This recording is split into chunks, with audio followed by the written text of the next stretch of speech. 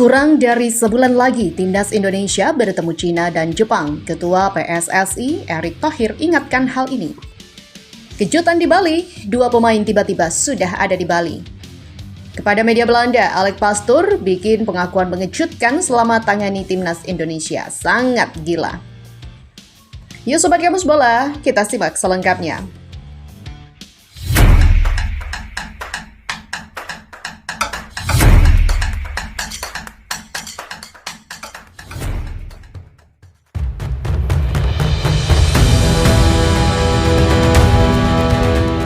Timnas Indonesia akan melakoni dua laga penentuan di putaran ketiga kualifikasi Piala Dunia 2026 zona Asia awal bulan depan. Ya, Cina dan Jepang sudah menanti aksi skuad Garuda. Ketua Umum PSSI, Erick Thohir, kembali mengingatkan pentingnya dua pertandingan tersebut yang bagaikan penentu hidup dan mati perjalanan Timnas Indonesia ke panggung Piala Dunia 2026. Kini masih ada waktu efektif kurang dari sebulan lagi bagi semua tim, termasuk Timnas Indonesia untuk mempersiapkan diri dengan maksimal.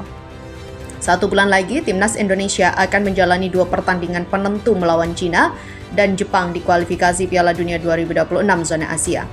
Tidak ada yang tidak mungkin dalam sepak bola dan kami optimistis bisa membawa Timnas Indonesia terus berjuang untuk lolos ke Piala Dunia, ujar Erick Thohir di akun Instagramnya Sabtu 5 Mei 2025. Erick Thohir mengungkapkan bahwa hanya dengan kolaborasi antara kegigihan seluruh pemain, tim pelatih ditambah dengan dukungan penuh dari para supporter akan makin menambah optimisme mewujudkan impian lolos ke Piala Dunia 2026. Tim Garuda berhasil melewati ujian saat mengalahkan Bahrain 1-0 di SUGBK pada 25 Maret 2025, meski pada pertandingan sebelumnya takluk 1-5 dari tuan rumah Australia. Kini Indonesia menatap laga kontra Cina sebagai ajang revanche atas kekalahan 1-2 di Hangzhou Oktober tahun lalu. Kemudian berambisi mencuri poin di markas Jepang pada laga terakhirnya nanti. Kerja keras pemain, pelatih, ofisial, dan dukungan dari supporter yang tidak pernah berhenti menjadi modal dan kepercayaan kami untuk bisa melangkah lebih jauh, ujar Erick Thohir. Kita harus terus mendukung Timnas Indonesia dalam kondisi apapun karena jiwa dan raga ini hanya untuk merah putih, lanjut sang Ketua Umum PSSI. Timnas Indonesia bakal dikumpulkan dan menggelar pemusatan latihan pada akhir Mei ini. Ketika kompetisi di Eropa segera berakhir, disusul BRI Liga 1 selesai pada 25 Mei ini, Tom Hai dan kawan-kawan akan berlatih keras di Bali. Timnas Indonesia bakal memulai training camp di Bali pada 26 Mei 2025. Pemusatan latihan tim Garuda berlangsung sekitar 9 hari. Berita selanjutnya, Asnawi Mangku Alam memamerkan momen kebersamaan bersama Marcelino Ferdinand di Bali. Hal ini memicu pertanyaan apakah Asnawi kembali memperkuat Timnas Indonesia? Momen Asnawi bertemu Marcelino Ferdinand terungkap lewat unggahan kedua pemain di media sosial. Asnawi dan Marcelino berpose bersama 3 sahabat mereka, termasuk Ronaldo Kuate. Pertemuan dengan Marcelino Ferdinand di Bali memunculkan tanda tanya soal masa depan Asnawi di Timnas Indonesia. Rencananya, seperti diungkapkan Ketua Umum PSSI Erick Thohir, Timnas Indonesia akan melakukan persiapan di Bali mulai 26 Mei. Hanya saja belum diketahui siapa saja yang dipanggil. Asnawi sendiri tidak masuk skuad Garuda dalam 2 laga terakhir di kualifikasi Piala Dunia 2026. Alhasil, ex-pemain PSM Makassar itu absen menghadapi Australia dan Bahrain pada Mei lalu. Asnawi juga sempat menjadi pemain andalan era pelatih Shin Tae-yong. Ia bahkan didapuk sebagai kapten sebelum akhirnya dipindahkan ke tangan Jay Itzes. Bek sayap kanan energik itu juga sedang berjuang untuk bisa kembali mendapatkan kesempatan membela Timnas Indonesia era Patrick Kluivert. Hanya saja, Asnawi harus bersaing ketat bersama Kevin Dick dan juga Sandy Walsh di tim Merah Putih. Belum lagi ada sosok Eliano Reinders yang juga mengisi posisi bek kanan. Berita selanjutnya, kepada media Belanda, Alex Pastoor bikin pengakuan mengejutkan selama tangani Timnas Indonesia. Asisten pelatih Timnas Indonesia Alex Pastoor membuat pengakuan mengejutkan kepada media Belanda tentang pengalamannya selama mendampingi skuad Garuda. Ia menyebut atmosfer sepak bola di Indonesia sebagai sesuatu yang sangat luar biasa, bahkan sampai menyebutnya gila.